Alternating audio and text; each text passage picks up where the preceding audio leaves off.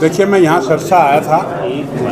सरसा लोकसभा का पार्टी ने मुझे प्रभारी नियुक्त किया है। तो जिस दिन यहाँ पार्टी कार्यालय का उद्घाटन हुआ, उस दिन वहाँ चंडीगढ़ में मेरी कैबिनेट मीटिंग थी, तो मैं आ नहीं सका था।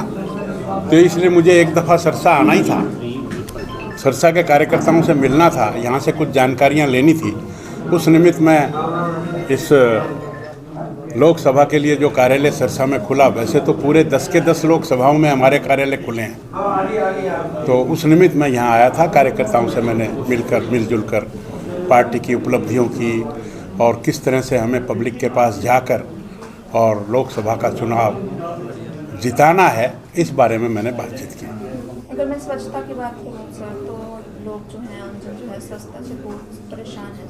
देखिए, कोई भी चीज़ एब्सोल्यूट टर्म में नहीं होती, रिलेटिव होती है।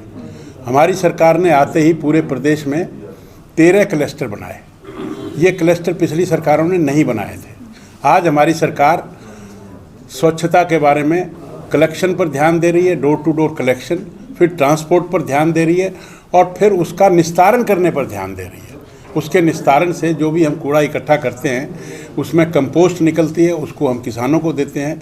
उसमें इनर्ट निकलती है, वो भराई के काम आता है। और उसमें जो RDF है, वो वेस्ट टू एनर्जी के काम, उससे हम बिजली बनाते हैं।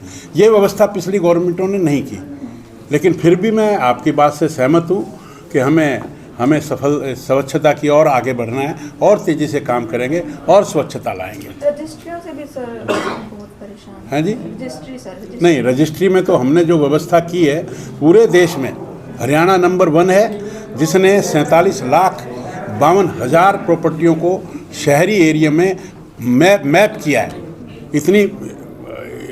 इतनी जो प्रॉपर्टियां थी, पहले किसी ने इनका कोई हिसाब किताब नहीं था। और भी बड़ी बात है कि 34,45,000 जो प्रॉपर्टियां पुरानी थी, उसको हमने इसमें इंटीग्रेट भी किया है। अब इतने बड़े काम में गलतियां भी होती हैं। हमने गलतियों को सुधारने के लिए बड़े हेल्प डेस्क लगाए हैं, बड़े कैंप लगाए हैं और बड़े लोगों को पर्सनल वेरिफिकेशन के लिए भी कहा है। और हमने इस चैलेंज को स्वीकार किया है। आफ्टर ऑल ये चैलेंज किसी को तो लेना ही था।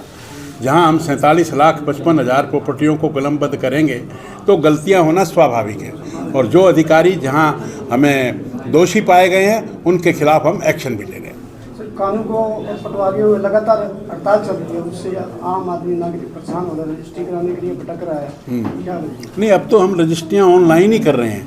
उनकी कोई बहुत ज़्यादा आवश्यकता भी नहीं है। हमने उनकी ड्यूटी SDM और तहसीलदार और इस तरह के लोगों को सौंप दी है।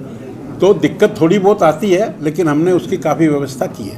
सर, कुछ समय पूर्व आपने शहर का विभाग को लेकर निरीक्षण किया था, उसकी सरकार रिपोर्ट रही है। वो आपने देखा होगा। मुझे शहर में, मैंने अपने कार्यकर्ताओं को कहा था कि मुझे वहाँ ले चलो जहाँ कूड़ा दिखे।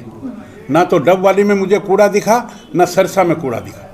आप सर आज आए हो, आप मौके पे देखो सर, सिविल अस्पताल के पास जो थी वैसे सैनिटाइज नहीं है। कोई बात नहीं, देख लेंगे और उसकी व्यवस्था भी करेंगे।